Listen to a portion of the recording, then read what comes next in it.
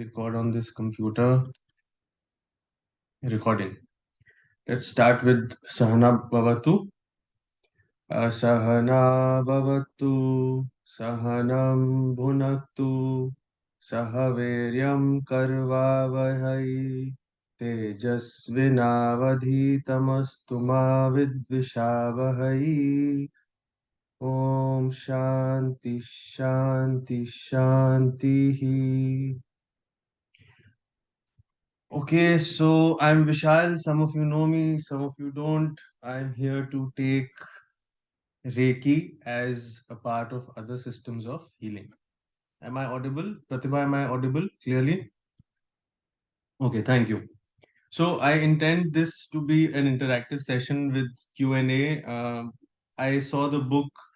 It's very conventional questions, and they're just going to ask us what is Reiki and how do you practice, what are the ethics to be involved, what is the history, who started it, what are the five, six principles that one must follow. This is at most what can come in the exam. Okay. So I will talk from an exam perspective and certain things from my own experience. So for those of you who don't know, I am a Reiki master healer and I've been practicing Reiki for about six years now. And I don't advertise, so I have a very few people that I have actually worked with. Few people who approached me, I didn't want to work with. I will explain why. So this is me, and probably that is why I was here. I'm here, and Samira asked me to take this session. So let us begin with what Reiki is. Okay, so Reiki is a Japanese word. Rei means universal, something that is everywhere, something that is all around us, and Ki is energy, life force energy, or just energy. Now, I will try and relate Reiki to some of the yoga, the Bhagavad Gita, the Patanjali Yoga Sutra that we've read, that we've studied. So now, the principle behind Reiki is that there is this energy all around us, and once we do certain practices, once somebody helps us to become a part of practicing Reiki, then we can use that energy from all around us and we can use it to heal ourselves and heal others. So we can heal another person, we can heal an animal, we can heal a tree, we can give positive energy, this life force energy, to anything and anyone around us. Okay, so beginning with the story of what happened. Now, as we have studied how uh, the Vedas came to the seers, the rishis from some higher source, right?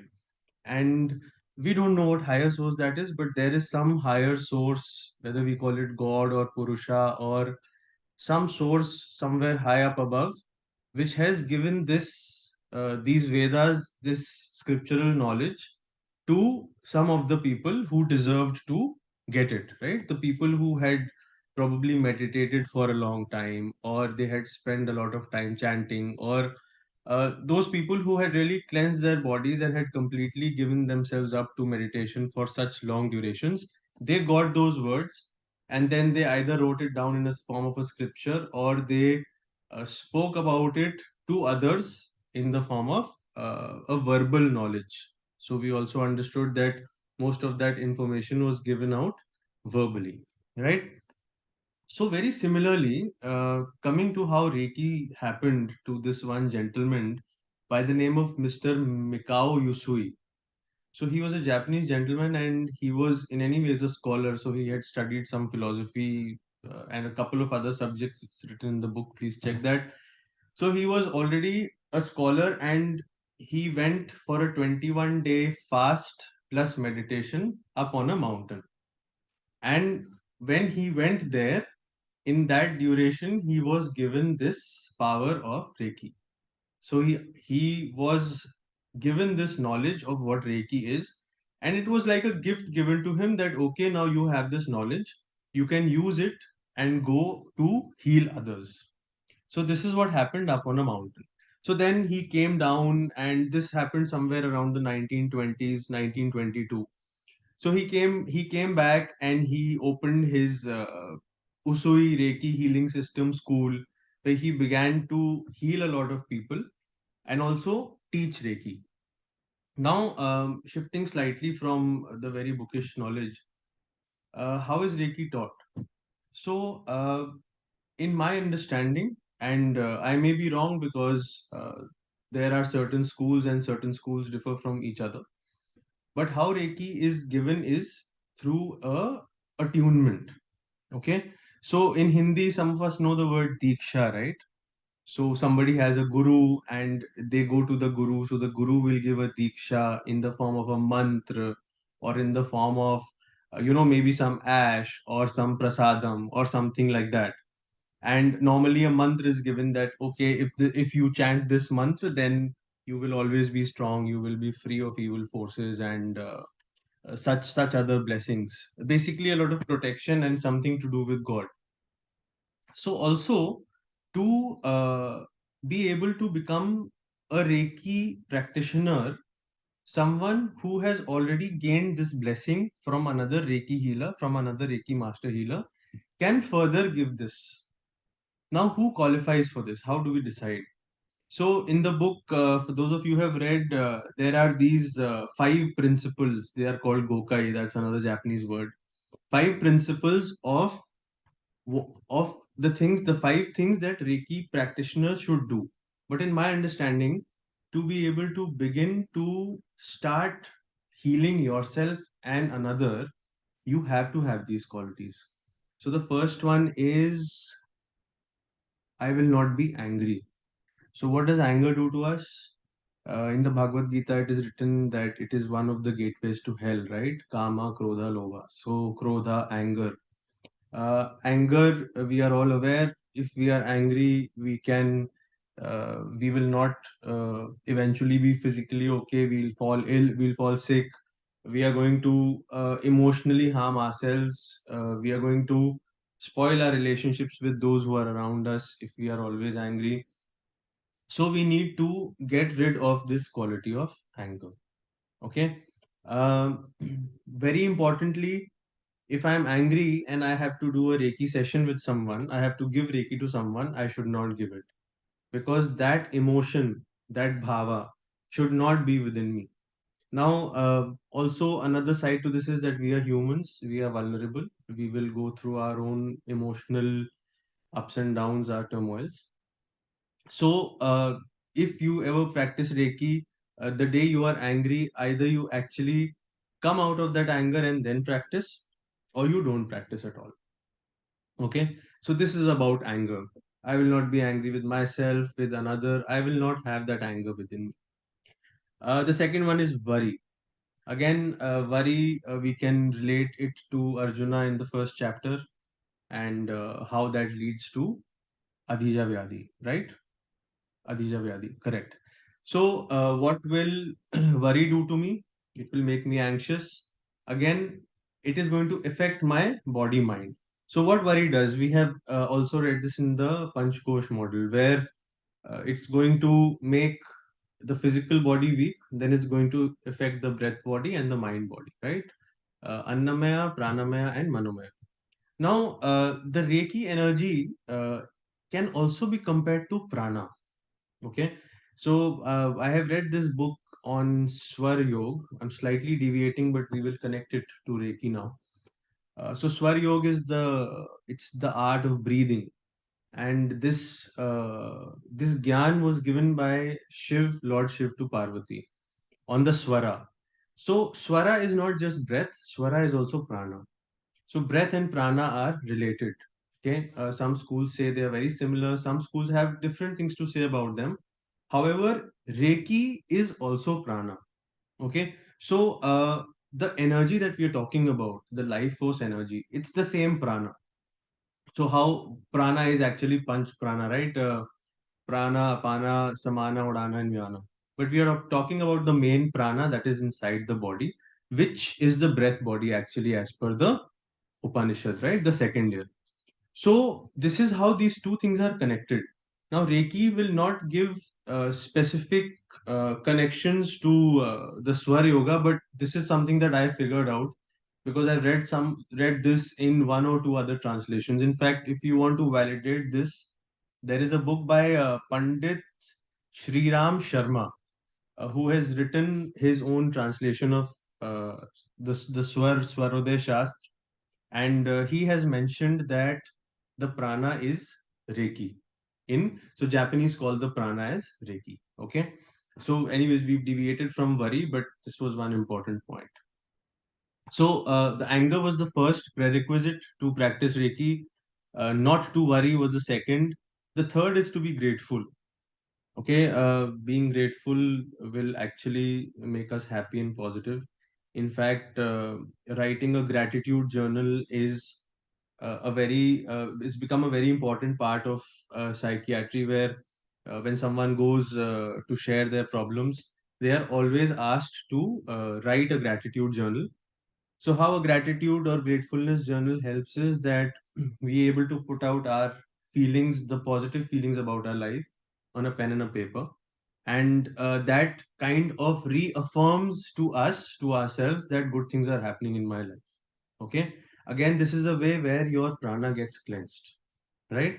So in Vignan mein, you are becoming wiser to accept that yes, good things are happening in my life. That feeling is going into Manomay, and the mind is becoming a calmer place. That feeling is going into the Pranamaya, where prana is becoming stronger, right? So this is how we relate the movement of energy within the body. The next after gratefulness is devotion to work. Again, yoga karmasu kausalam, and which is the other one? I've forgotten.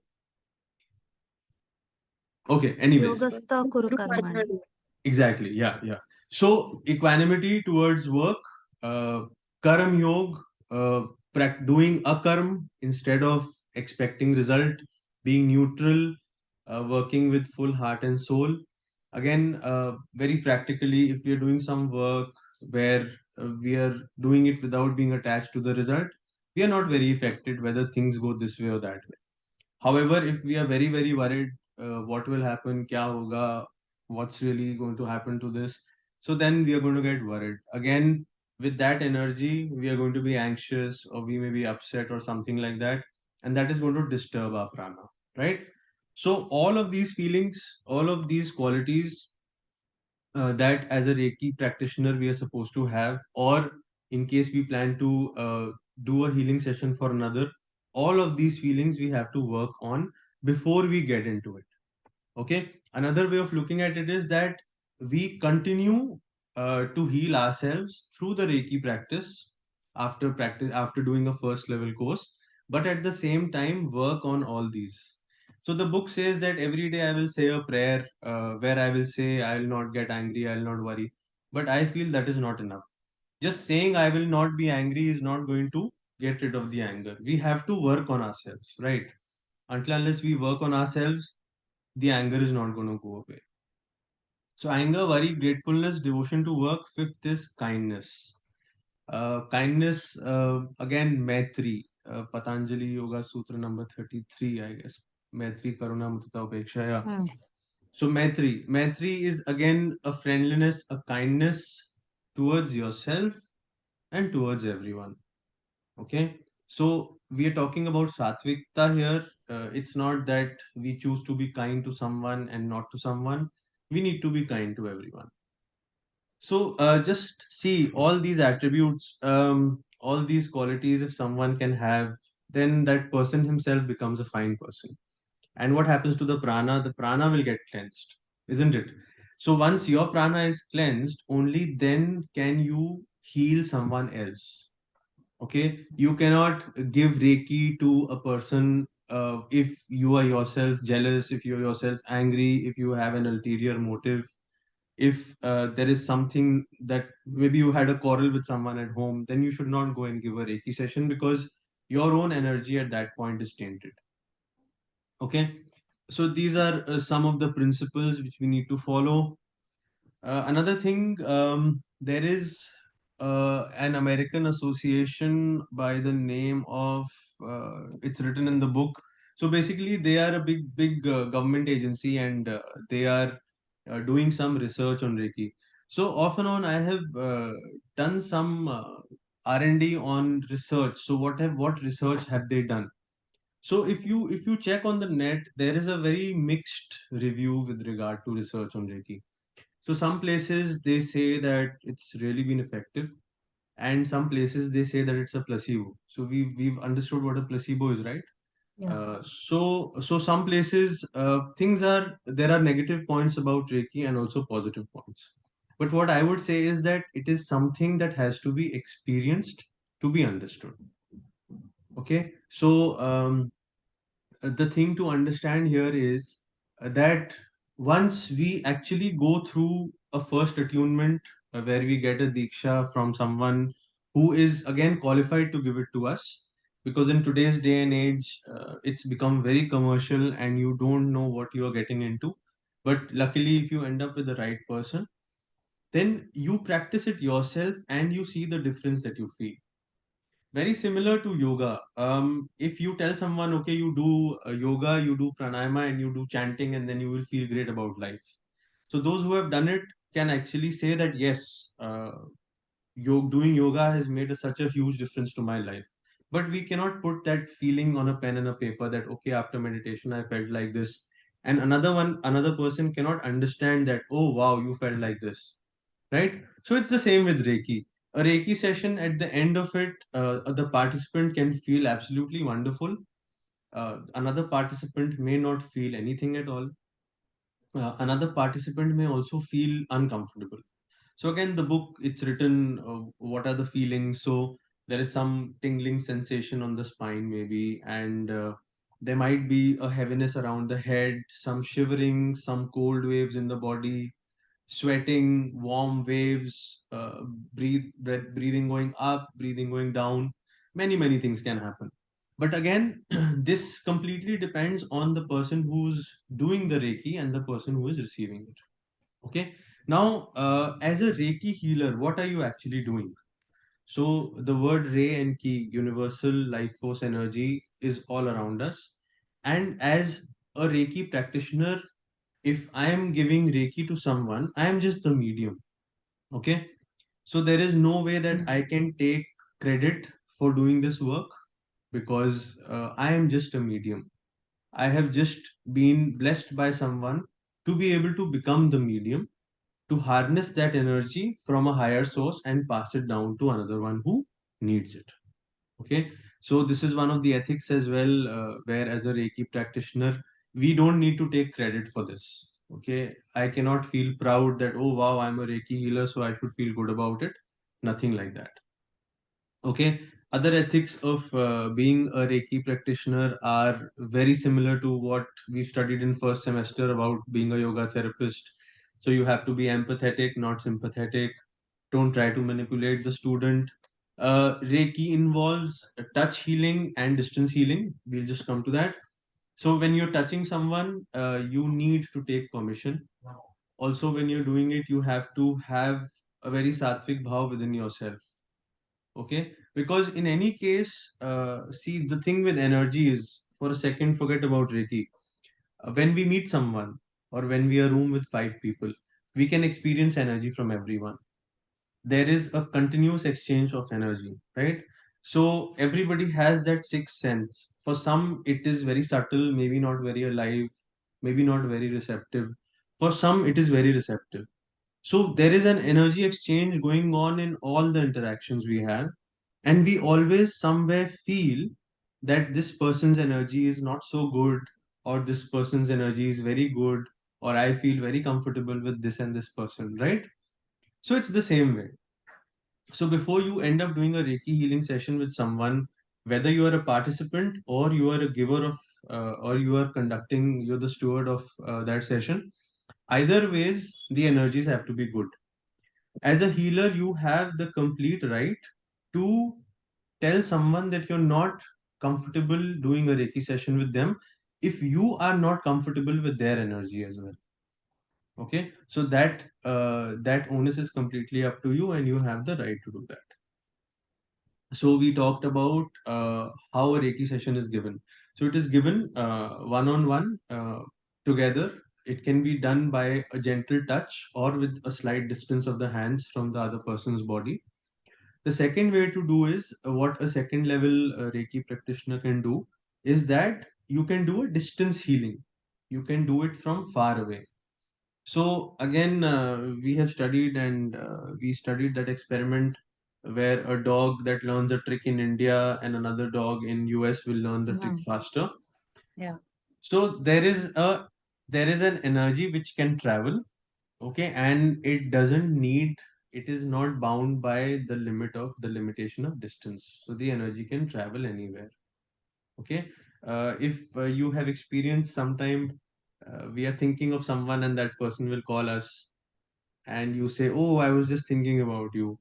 So there are these energies traveling which are beyond the human comprehension, but they are there, right? Which is why Reiki is also sometimes termed as divine energy. So there must be some divinity involved because there are so many positive results that have taken place. Okay, so I think I have covered most of the things, and I would invite any questions that you guys would like to ask.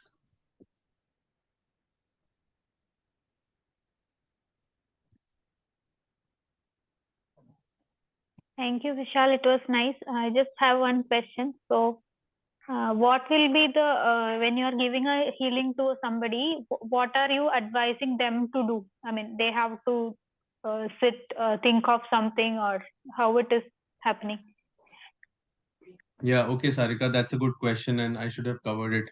So the thing is that a Reiki session begins with any other therapy session where the participant will explain what the limitation in life it is that they are facing.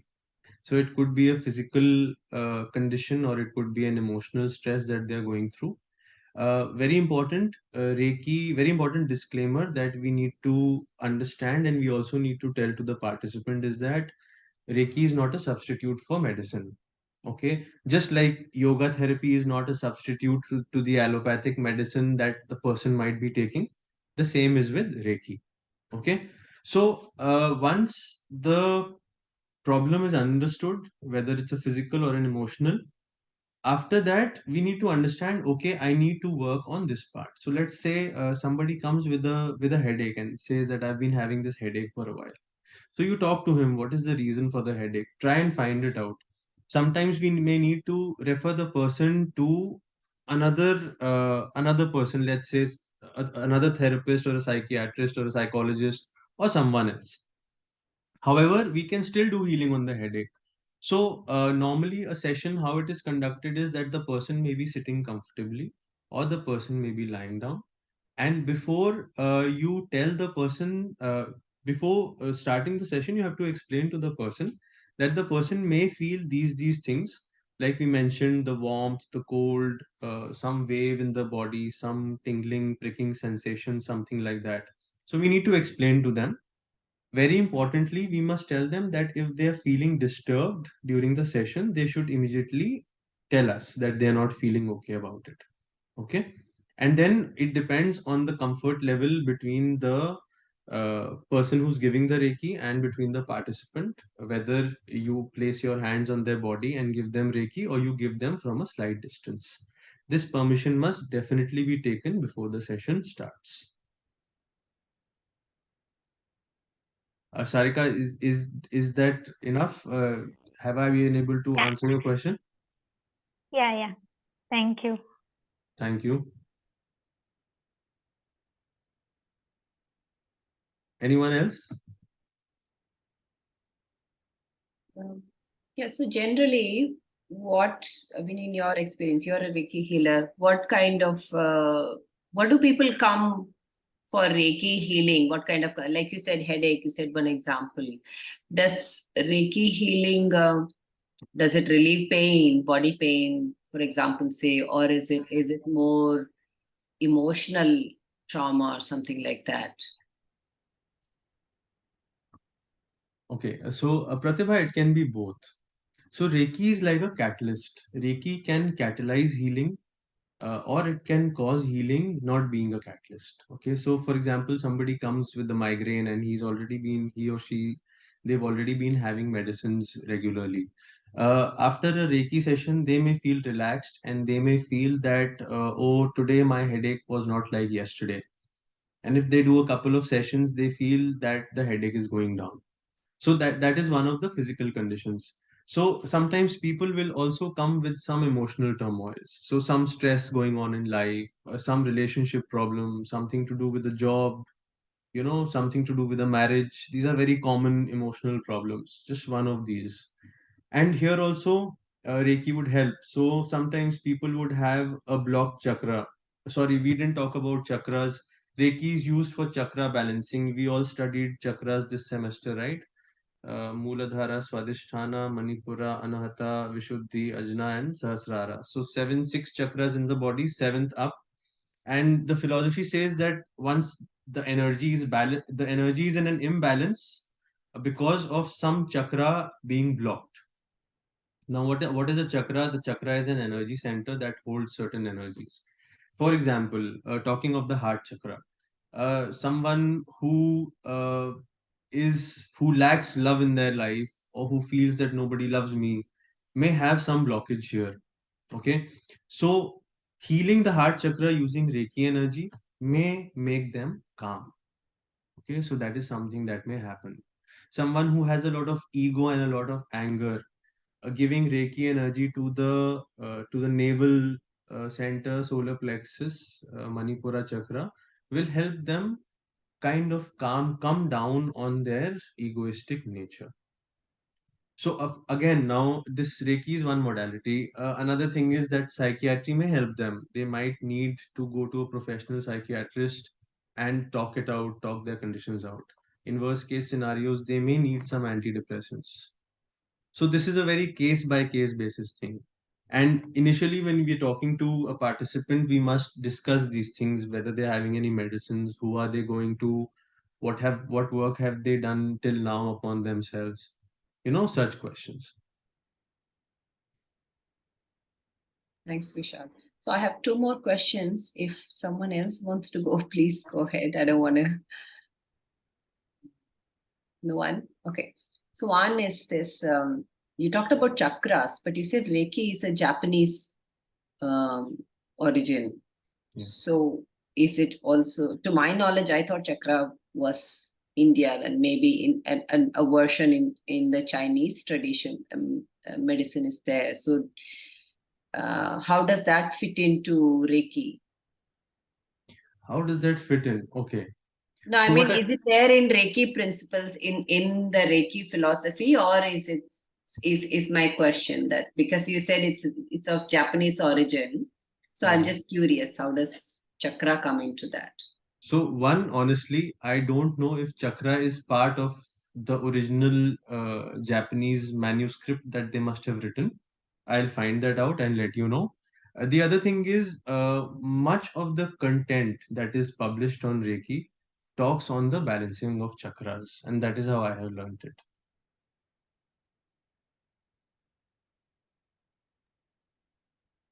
Okay, so you said a Reiki practitioner. So one is you're a Reiki healer. So like yoga, could a person go to a healer or a master and learn and do it themselves, or do they have to go to a therapist and only get their healing? Is it something that somebody can learn and practice on their own? Is my question. Yeah.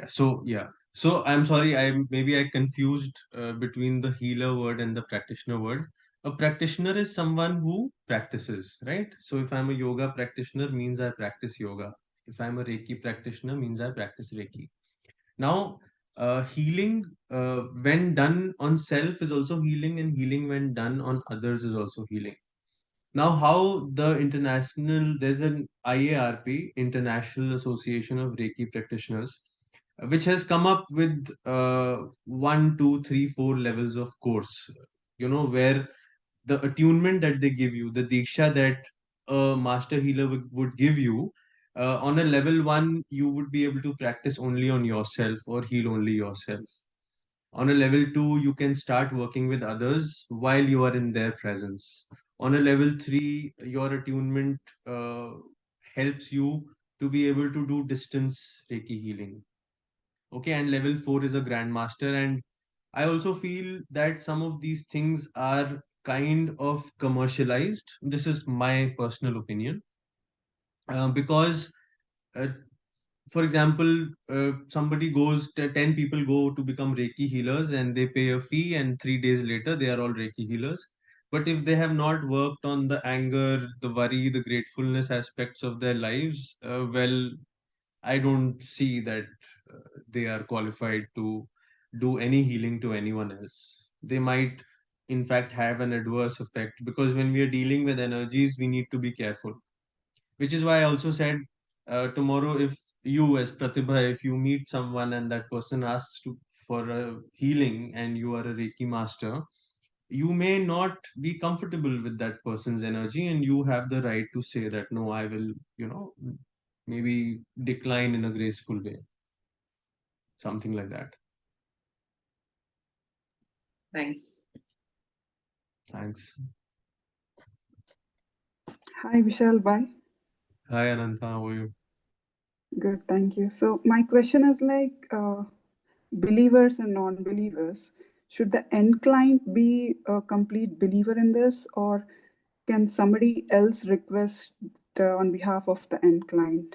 Like we go to the temple and do puja on behalf of somebody else, right? So uh, believers and non-believers. That's a very, very, very beautiful question. Thanks for asking that. So, now I feel the sessions, I will give this answer very practically based on experience. I feel that the people who don't believe don't feel anything, and the people who believe feel a lot of things, you know. So, depending on, now you're saying that you want uh, the healing to be given to someone else on. So you asked me to give healing to a third person, right? Yeah. Another, I don't have an exact black and white answer to that. Uh, we can try it, or you can try it, but the results will have to speak for themselves for us to have something solid in hand. Yeah. Okay, thank you. So Vishal bhai, like regarding the Reiki techniques that you do personally or to the other clients, Mm. what is the closest that you can relate to regarding our pranic techniques that we studied in the previous and this semester in regards to yoga? Do you see any of them overlapping? What is the closest you can Yeah. give Yeah. us a hint? Yeah. Yeah. So, like I said, I feel that the prana that we study, the panch prana, right, are very related to the prana that Reiki is talking about. So just like the five elements are in the body and the five elements are outside of us, in the same way, the prana that is outside is also inside. Something like that. So I do feel it's similar. Also, because the results, when they speak for themselves, after a session, if someone is feeling very relaxed, it is very similar to the relaxation of a yoga session followed by an asana, pranayama, and a meditative practice. So I have felt that. So I should not talk about someone else. I have felt that when I have done a session, done Reiki with myself, and that feeling is very similar to my own sadhana after an hour and a half of a yoga session that I do. So we have this MSRT, PET, and all these advanced techniques, right? Yeah, yeah. What is the closest technique that you can say, okay, Reiki has a similar? Can you disclose that, or is it secret or No, it's something? not. It's not that it's a secret. See, in pranic energization technique, if I may say, at the end we are supposed to be able to feel our prana, right? Some energy within the body we are supposed to feel, right? Similarly, after a Reiki session, we will feel a very similar energy in the body. Like for example, that tingling sensation. So we did that. One of the lady teachers, she made us do that exercise where we made an energy ball with our hands, right? So we moved our hands, and then finally we can actually feel the energy hit the left hand and the right hand, correct? So that same energy, that same gentle touch, warmth feeling in the entire body would happen after a Reiki session, which is how I can relate to the PET. That's the closest I can relate it to. So while you're doing the technique for somebody, you're being a conduit so that the energy flows in. So Yes. you yourself should be very selfless. So personally, do you feel that any the ego thing or the self-image, is there any change in your personality that you can share with us? Or did the ego rise up sometimes during the session? Because it's not a joke, like, you're being a conduit is like, it's a very big thing. Yeah, okay. I'm not the person I was 10 years ago. I'm very different from what I was. And yeah, so how yoga changes us, a continuous dedicated practice, it brings in new understandings of life. Physically, we change, but the way we breathe changes, the way our emotions are changes, the way we respond to external situations begins to change. The problems remain, but how we respond to them begins to change. It probably begins to become more mature and kind of better than it was earlier. So, practicing Reiki has also brought about similar changes in my life. Sorry, too many personal questions. So, what did Reiki has done to you that the other healing techniques that yoga uh, didn't do? Like, what was the most interesting and helpful thing that Reiki has given in your life? So, my both my parents, my father was a Reiki healer and my mother is a Reiki healer. But they don't practice, but they had both received attunements, and this was when I was 13 or 14 years old, and I had seen a marked change in them because they had become better parents, basically, nicer people overall. So that is something that had a profound effect on me, and which is why I wanted to learn Reiki in the first place. And yeah, after learning, I think I used to feel a little better about life.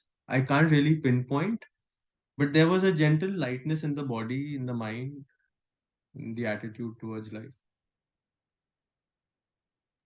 Thank you, Vishal. I took the liberty to ask personal questions because this is a close-knit group, so I think you don't mind.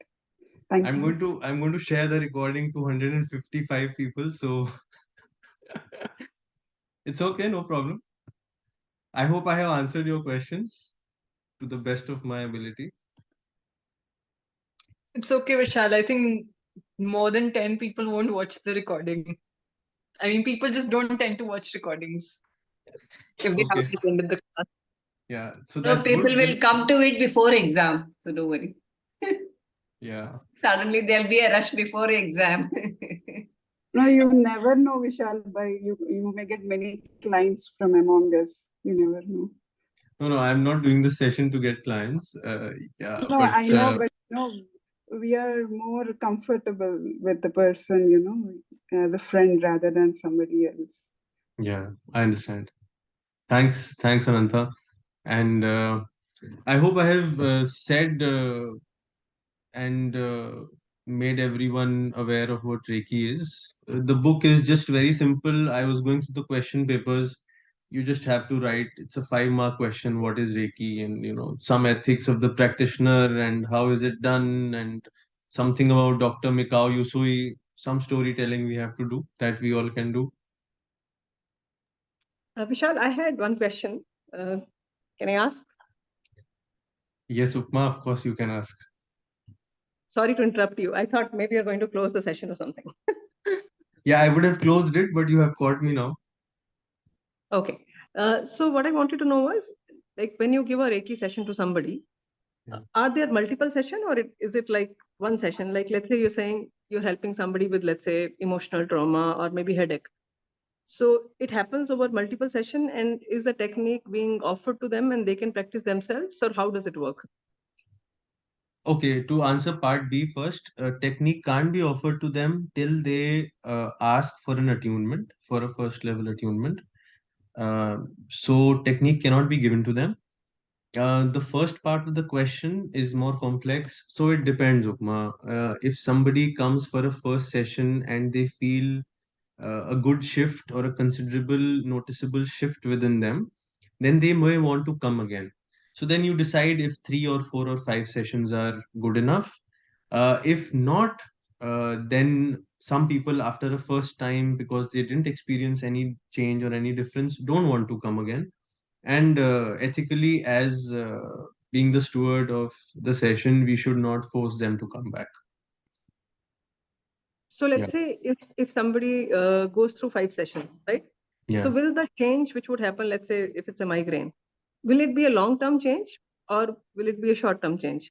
I understand there is a, of course, if the issue is something else which we are not able to solve, and if that person is not solving it, Manomaya Kosha, Vijnanmaya Kosha, and all that, but does the Reiki impact those levels also, or it actually works at Pranamaya level only? No, so Reiki will definitely work at Pranamaya level, and Annamaya level and Pranamaya level both are being resolved here. However, uh, the number of sessions is very person specific. Okay, so two people with a migraine, one may feel nothing, and one may feel some miracle happen after 2 sessions. So it's very, very person specific, and we don't have a black and white answer to why it is so. Just like, for example, after an Om chanting session, if you ask 10 people on a scale of 1 to 10 how they felt, somebody would give a 6, somebody would give a 2, somebody would give a 10 on 10. Yeah, so that's how it is. But there are people who get cured permanently also, is it? There are if you Google it, there are people who get cured. Not to blow my own trumpet, but I did a case, a migraine case with someone who had a migraine for many, many years. And after one session, that person felt his life change. Now, I was also very surprised, because, like I said, I can't take credit for it because I'm just the straw between the juice and the person who's drinking the juice. I'm just the straw. I'm just the conduit. So that person felt awesome, and after that, I also did yoga therapy with him, and he is almost free of his migraine, which he had for 15-20 years. Now, 1 or 2 sessions just worked so much for him. Another person who I worked with a back pain, after 1 session, 2 session, 3 sessions, nothing happened. And I told him that this is not working for you, you should try something else. And I had not studied yoga therapy at that time, so suggesting yoga therapy was not an option. So, like I said, it's a very case by case basis on how people feel. Sure, sure. Thanks for explaining. One more question. Uh, what is the relationship or the difference between the pranic healing and Reiki? I think because we have that also in syllabus. Do you see any similarity, dissimilarity, how these things work? I have no idea about pranic healing. Okay, okay. And I have not read the book, so I can't tell you even theoretically what the difference is. Sure, no problem. Thank you so much. Thank you. Nice session. Yes, ladies and gentlemen, any other questions, please? Okay, so should we say the prayer, the parting prayer? Let's close our eyes, join our hands. Om Sarve Bhavantu Sukhinah, Sarve Santu Niramaya, Sarve Bhadrani Pashyantu, Ma Kashit Bhag Bhavet. Om Shanti Shanti Shanti.